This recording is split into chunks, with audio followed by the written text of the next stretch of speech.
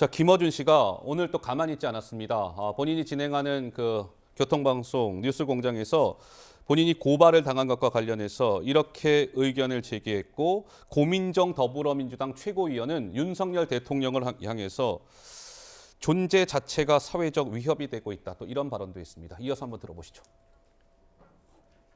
어제는 천공 육군참모총장 공관 방문 의혹을 제기했던 김종대 전 의원도 대통령실에 고발하고, 저희하고 인터뷰만 했을 뿐인데 저도 또 고발했어요. 이렇게 대통령실 그리고 법무부 장관이 고소고발을 하면 그 건을 다룰 검사는 어떻게 그 건을 불기소 처리를 합니까? 윤석열 정부는 기자들의 의혹 제기는 모두 다 가짜뉴스, 허위사실 유포라면서 고소고발을 하고 있습니다. 제멋대로 법치를 하면서 오히려 본인 스스로가 사회적 위협이 되고 있다는 이 사실을 직시하길 바랍니다. 네, 어쨌든 지금 대통령실과 더불어민주당의 입장은 그래픽에 등장해 있는 것처럼 vs 극과 극입니다. 한민수 대변인 한 말씀 드릴까요? 지금 윤석열 정부가 좀 과한 측면이 좀 있다고 봅니다. 야당에 대한 뭐 파괴적인, 정말 파상적인 수사뿐만 아니고 MBC를 향한 정말 엄청난 언론 탄압, 화물연대를 향한 또 겁박, 이게 정부가 대통령부터 조금 품을 넓게 가졌으면 좋겠어요. 좀 대통령이라는 자리는 어느 한쪽을 갈라쳐가지고 내 편, 네 편 가리는 자리가 아니거든요.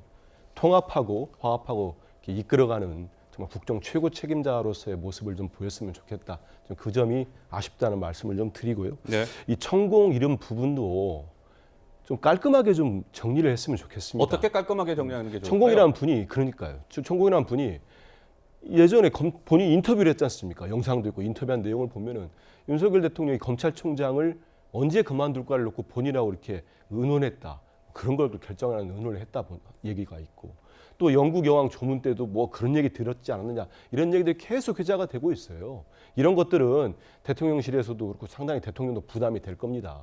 그렇기 때문에 좀 그 깔끔한 방법이 뭐냐, 그건 저한테 물어볼 게 아니고 네. 대통령실이 찾아야죠. 찾아가지고 어떤 정리가 필요하지.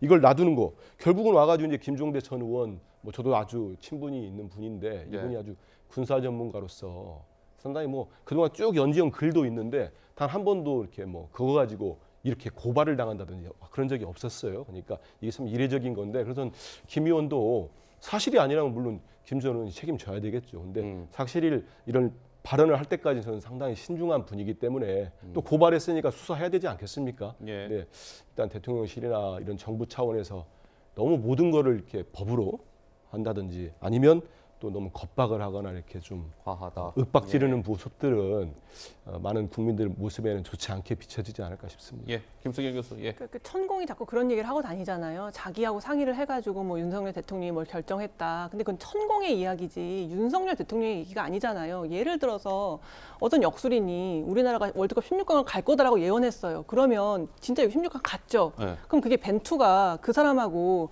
얘기해가지고 점지를 받아서 그 역술인의 조언을 받아가지고 작전을 짰기 때문에 16강에 갔습니다. 그건 아니잖아요. 그냥 그건 역술인의 얘기일 뿐이고, 그 천공이 그런 얘기를 하면 할수록 자기의 몸값과 이런 게 올라가겠죠. 그렇기 때문에 천공이 그런 주장을 한다고 해서 윤석열 대통령이 그것을 같이 얘기했다라고 볼 수 있는 근거는 전혀 없다는 생각이 들고요. 네. 두 번째로 이제 표현의 자유라는 건 굉장히 중요합니다. 민주주의 사회에서는 정말 별의별 말을 다 할 수 있는 게 민주주의예요. 그래서 뭐 허황된 얘기도 할 수 있고 외설적인 얘기도 할 수 있는 게 민주주의입니다만, 민주주의는 거기까지가 아니고 어디까지가 민주주의냐면, 그런 허황된 얘기로 어떤 사람의 이익이 침해되었을 때 네. 법원의 판단을 받아서 그 침해를 보전하는 게까지가 민주주의인 거예요. 그걸 누굴 잡아다가 고문해서 이렇게 실토하게 하는 게 아니고 법원의 적법한 판단을 통해서 그 침해를 보전하는 것까지가 민주주의이기 때문에 허위의 얘기, 뭐 이상한 얘기 할 수 있는 게 민주주의입니다만, 그거에 따른 책임을 법원의 판단 아래서 지는 것도 민주주의의 일부다. 그렇기 때문에 이게 민주주의의 퇴보라고 말할 수 없다고 말씀드리고 싶습니다. 제가 김 교수 얘기 듣다 갑자기 생각이 하나 났습니다. 뭐가 생각나셨습니까? 앵커도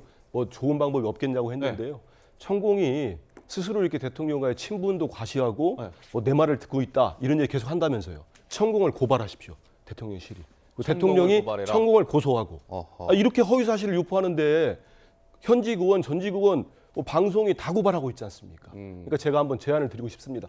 바로 당장 뭐 건진이 됐든 천공이 됐든 다 이분들 고소 고발하십시오. 예. 그러면 아니 그런 저런 얘기 못 하고 다닐 거 아닙니까? 앞으로 저기 수사받고 하면은 압수수색도 하시고 그러면 저런 얘기 하고 다니겠습니까?